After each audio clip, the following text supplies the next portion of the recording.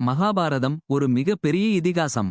அதை ஒரு கதையாகவோ இதிகாசமாகவோ மட்டும் பார்க்காமல் நாம் செய்கின்ற ஒவ்வொரு சிறு தவறுகளுக்கும் கூட தண்டனைகளும் பாவங்களும் உண்டு என்பதையும் நமக்கு கூறுகின்றது.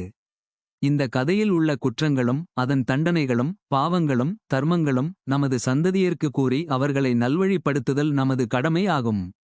மகாபாரதத்தில் நமக்கு தெரியாத பல விஷயங்களை இந்த காணொளியில் பார்க்கலாம். பாண்டவர்களின் தந்தை ஆவார். அவர் பல வருடங்களுக்குப் பிறகு தான் சேகரித்த அனைத்து அறிவும் தனது மகன்களுக்கு கிடைக்கும் வகையில் தான் இறந்த பிறகு தனது சதையை உண்ண வேண்டும் என்று விரும்பினார். 5 சகோதரர்களில் சகாதேவன் மட்டுமே ஒரு துண்டை சாப்பிட்டார். அவர் சாப்பிட்ட உடனேயே எதிர்காலத்தை காண முடிந்தது. ஆனால் சகாதேவன் ஒரு சாபத்தின் கீழ் இருந்ததால் அவரால் வெளிப்படையாக எதிர்காலத்தை சொல்ல முடியவில்லை. அவர் கடவுளால் ஆசீர்வதிக்கப்பட்ட ஜோதிடர் ஆவார். எதிர்காலத்தைப் பற்றி எல்லாம் அறிந்திருந்தார். ஒரு போர் நடக்கப் போகிறது என்று அவருக்கு தெரியும். ஆனால் அவர் அமைதியாக இருந்தார். அவர் யாரிடமாவது எதிர்காலத்தில் நடக்கப்போவதை வெளிப்படுத்தினால் அவர் இறந்து விடுவார். அர்ஜுனனையும் கர்ணனையும் போலவே ஏகலைவனும் ஒரு சிறந்த வில்லாளன் ஆவார். உண்மையில் ஏகலைவன் கிருஷ்ணரின் உறவினர். அவர் காட்டில் தொலைந்து போன தேவஸ்ரவரின் வாசுதேவரின் சகோதரர் மகன் நிஷாதஹிரண்யதனுவால் கண்டுபிடிக்கப்பட்டார். ருக்மணியின் சுயம்வரத்தின் போது தனது தந்தையை பாதுகாத்து ஏகலைவன் இறந்தார். அவர் கிருஷ்ணரால் கொல்லப்பட்டார். துருதக்ஷிண தியாகத்தின் மகத்தான தியாகத்திற்காக கிருஷ்ணர் ஏகலைவனுக்கு விரைவில் மறுபிறவி எடுத்து துரோணரைக் கொள்ளுவார் என்று ஆசீர்வதித்தார். இந்த ஏகலைவன் தான் திருஷ்டத்யுமனாக மறுபிறவி எடுத்து துரோணரைக் கொன்றார். விதுரர் ஒரு மிக சிறந்த தர்மவான் நீதிமான் ஆவார். அவர் திருதராஷ்டிரரின் தலைமை சபையில் மகாமந்திரி பொறுப்பை ஏற்றிருந்தார். அவரை யமராஜரின் அவதாரம் என்றும் கூறுவர். ஏனென்றால் அவர் தர்மவழியில் செல்பவர். இருப்பினும் தற்செயலாக அவர் ஒரு சிறிய பூச்சியைக் கொன்றதால் மண்டூக முனியின் சாபத்தை பெற்று சூத்திரனாக பிறந்தார். மகாபாரதத்தில் மிகவும் முக்கியமானவர் கிருஷ்ணர். மேலும் புரிந்து கொள்வதற்கு மிகவும் கடினமான கதாபாத்திரம் கிருஷ்ணர் என்பதும் சந்தேகமே. ஒரு முறை கிருஷ்ணர் அர்ஜுனனுடன் சண்டையிடத் தொடங்கினார். சிவபெருமான் மிகவும் கலக்கமடைந்து சண்டையை நிறுத்த கீழே இறங்கினார். கிருஷ்ணர், என்ன செய்கிறீர்கள், ஏன் அர்ஜுனனோட சண்டையிட்டுக் கொண்டிருக்கிறீர்கள் என்று கேட்டார். அர்ஜுனன் போரில் போரிட வேண்டும், அதனால் தான் அர்ஜுனன் போரில் எப்படி போரிடுவார் என்று சோதிக்கின்றேன் என்று கிருஷ்ணர் கூறினார்.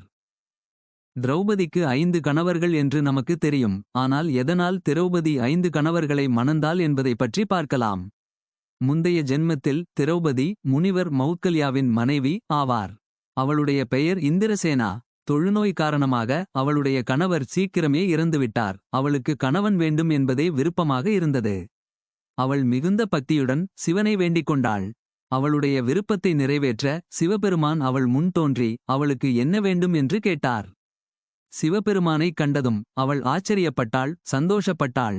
அந்த குழப்பமான மனநிலையில் அவள் 5 முறை எனக்கு ஒரு கணவர் வேண்டும், எனக்கு ஒரு கணவர் வேண்டும் என்று மீண்டும் மீண்டும் கேட்டாள்.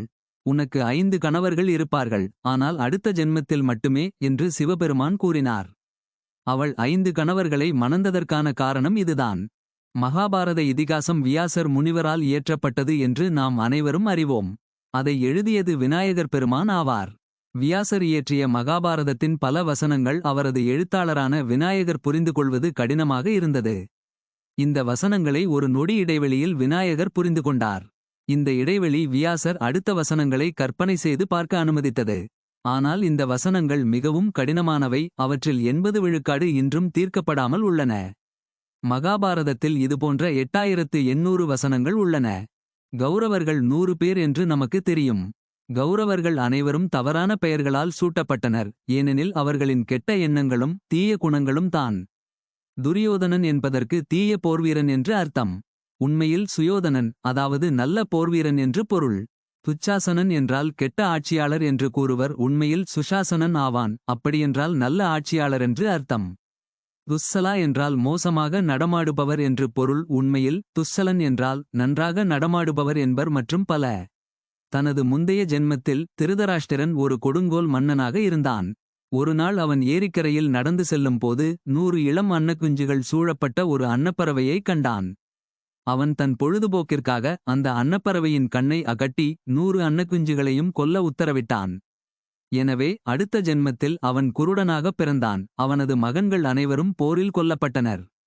இதுபோல் நாம் செய்கின்ற தவறுகளுக்கும் தண்டனை உண்டு என்பதை கூறி நமது சந்ததியரை நல்வழிப்படுத்த வேண்டும்.